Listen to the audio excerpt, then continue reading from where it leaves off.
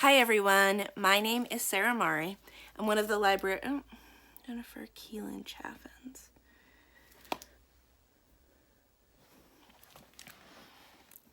Hi everyone, my name is Sarah Mari. I'm one of the librarians at Portland Public Library in Portland, Maine.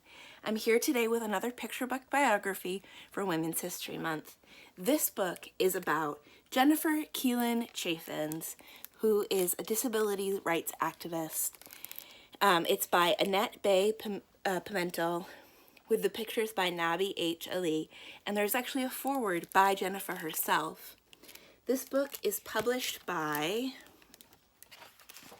let me check, Sourcebooks.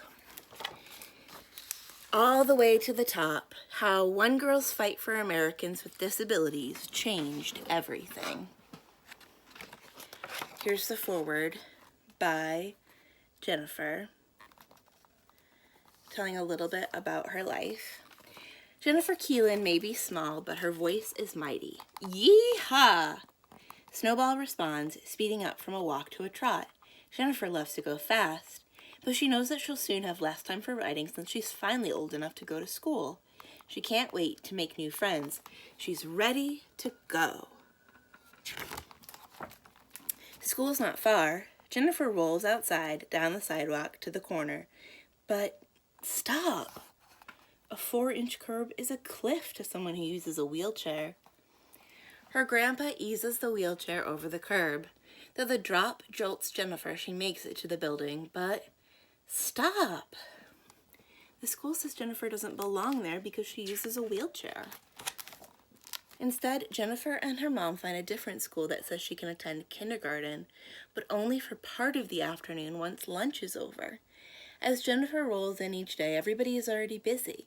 She has to figure out what's going on and how to join. Since most kids have never met someone who uses a wheelchair, her classmates are confused and even a little afraid. "You'll never be one of us," some of them say. Jennifer knows that they're wrong. She's just a friend waiting to happen. But how do you change someone's mind? She's not sure, but she's not about to give up. Jennifer and her family hear about activists who are working to make sure that people with disabilities have access to public places like schools. They want to know more, so they attend a strategy meeting. Jennifer has never seen anything like it. The room is full of grown-ups with all sorts of disabilities. Some use wheelchairs, some use canes. None of them are sitting around waiting for things to change. They're shouting and laughing and planning a big protest to get wheelchair lifts on buses. They turn to Jennifer. "Do you want to come?" Yes, she wants to go. Downtown, Jennifer rolls to the microphone and tells people her story. She leads marchers through the streets chanting, "The people united will never be defeated." It feels good to speak up for what she believes in. She can't wait to do it again. She's raring to go. She protests in Phoenix, rolls through streets in San Francisco, waves signs in Montreal. The demonstrations don't always change people's mind, but Jennifer is used to that. Even when her neighborhood school finally agrees she can attend, she and her classmates with disabilities aren't allowed to eat in the cafeteria with everyone else. That hurts, but she keeps going. Working with other activists revs her up, yet she can't help noticing that she and her sister are the only kids out there raising their voices. Still, she can't leave all the protesting to grown-ups. She knows firsthand that children with disabilities get ignored too, so she keeps on speaking up. When Jennifer is 8, activists propose a new law called the Americans with Disabilities Act, or ADA. The law insists schools, governments, and businesses make room for all people, including those with disabilities. Jennifer feels like dancing. If it passes, it means that sidewalks with curb cuts, buildings with ramps in addition to steps, and elevators with braille panels. It means Jennifer and her classmates with disabilities can finally go to the cafeteria with everyone else for lunch. Jennifer and her family watch the news for updates on the ADA, but reporters never mention it. She switches off the TV in frustration, wishing she could change reporters' minds on what is worth talking about. Instead, the Keelans get their updates about the ADA when activist friends call. It's bad news. Members of Congress say that the law will be too complicated and too expensive. They say it's just not worth it.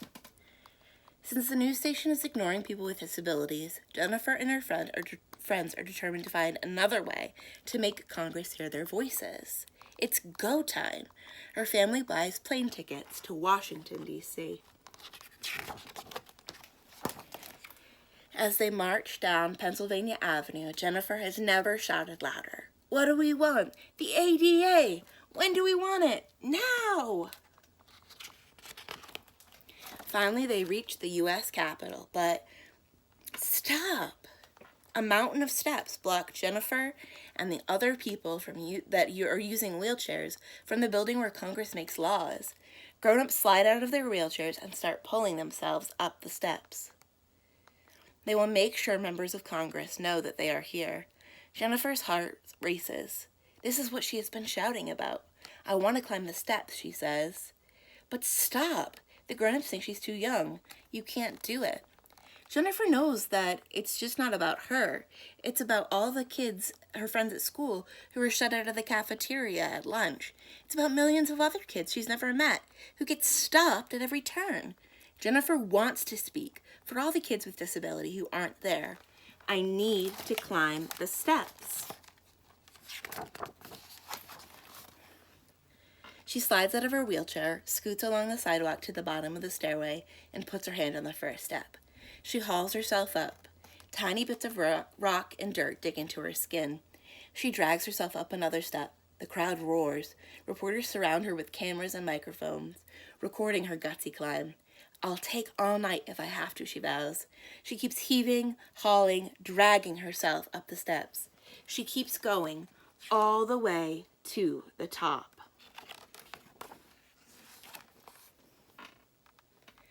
Pictures of Jennifer climbing the steps flash around the world. Reporters start talking about the ADA. Members of Congress see the news, listen to the activists, and finally pass the ADA.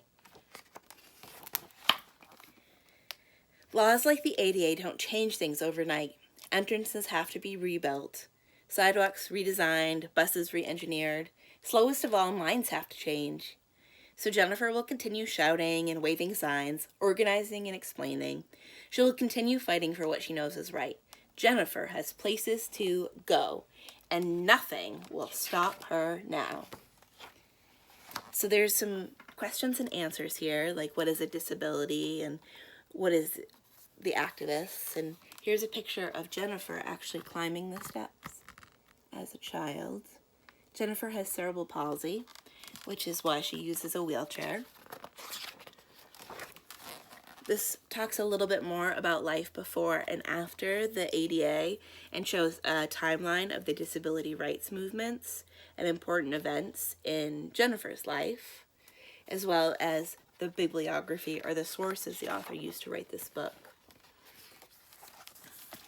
And that is the end of this book, all the way to the top. I hope you enjoyed learning about Jennifer, and I hope that you think about all of the ways that the buildings around us are accessible or not accessible, and maybe what could make them better. Thank you for listening. I hope that you enjoyed it. My name is Sarah Mari. I'm one of the librarians at Portland Public Library in Portland, Maine. I'll see you around soon. Bye.